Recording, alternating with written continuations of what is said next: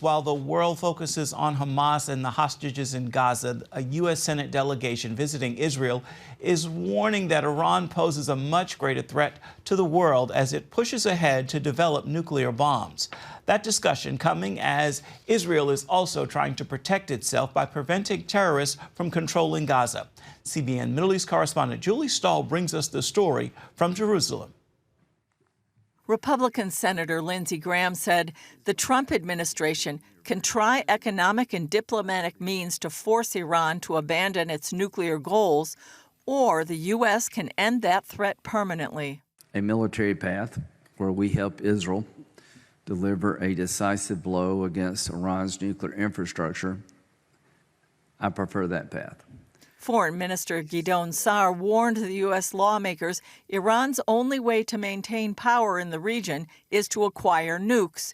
He wrote on X, Iran seeks to compensate for its weakened position by obtaining nuclear weapons. It must be stopped. This first congressional delegation to visit Israel since President Trump took office showed tepid approval of his plan to empty Gaza and have the U.S. assume control.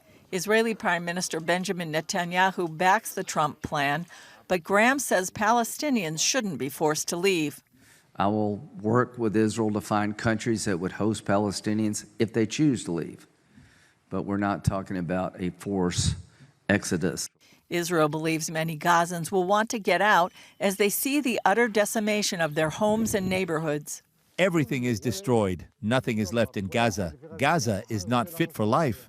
Netanyahu also says he won't accept the transfer of power in Gaza from Hamas to the Palestinian Authority. Many believe the PA shares the same goals as Hamas. They only exist in order to kill us. And there's no difference between the Islamo-Nazis called Hamas and the Islamo-Nazis called Palestinian Authority. The uneasy ceasefire with Hamas is holding, with the terror group set to hand over the bodies of 4 murdered hostages on Thursday. Reports are now saying Hamas may release the 6 remaining live hostages, due to be freed in Phase 1 of the deal this Saturday instead of over the next 2 weeks. Hostage relatives like Eli David are campaigning hard to make sure there's a Phase 2 when his brother would hopefully be freed from the horrors Hamas has inflicted on its captives for more than 500 days. It's so long that these people, my brother included, are suffering. They have not enough food, they have no sunlight, they are kept underground, and they are being through torture. In the north, Israeli troops are pulling out of southern Lebanon as agreed to in the ceasefire deal. But Israel is planning to keep troops in 5 strategic outposts in Lebanon with U.S. approval. It's also tripling the number of troops on the Israeli side of that border. The IDF says if it looks like the ceasefire is holding, it hopes the tens of thousands of Israelis who evacuated the border area will come back starting March 2nd. Julie Stahl, CBN News, Jerusalem. We continue our coverage right now with Chris Mitchell, who's joining us from Jerusalem. So, Chris, Senator Lindsey Graham says he prefers a military option to end Iran's nuclear ambitions permanently rather than diplomatic or economic options. What is the thinking of Israeli leadership? Well, Ephraim, I think the thinking of the Israeli leadership, the bottom line is stop Iran. I believe they agree with Senator Lindsey Graham that the military option is really the best way to end Iran's nuclear ambitions. They have little or no trust in diplomacy. They remember what the JCPOA, that negotiated settlement with the nuclear deal between Iran and other nations, really has failed. Graham and the Israeli leadership, I think, in this particular object in terms of Iran are on the same page. When they said at that press conference that you saw in Julie's report, they were saying that Iran dominated the conversations with Israeli leaders. They met with the prime minister, the foreign minister, defense minister, and even the speaker of the Knesset. And all the topics, every meeting talked with Iran, and they want to make sure that Iran is taken care of. And as the foreign minister said, Iran really is weakened right now, and so they want to accelerate to a nuclear weapon.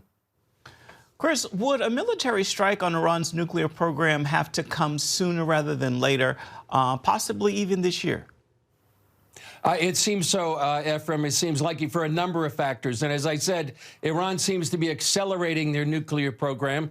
They're more vulnerable than ever. Their air defenses have been degraded or destroyed in 2 separate attacks by Israel last year. Also, the Syrian air defenses, which was one sort of a level of protection for those nuclear sites in Syria, has been degraded or destroyed. So now we also see that the Trump administration is on the same page in many ways with Iran. You have Secretary of State Marco Rubio. You have National Security Advisor Mike Waltz, all wanting to make sure that Iran does not get a nuclear weapon. You also have the munitions available. Just the other day, Ephraim, there was a large shipment of bunker-busting bombs here to Israel. So this all represents a huge shift from the Biden administration, and it makes it possible, maybe likely, that there'll be a strike against Iran's nuclear program perhaps this year.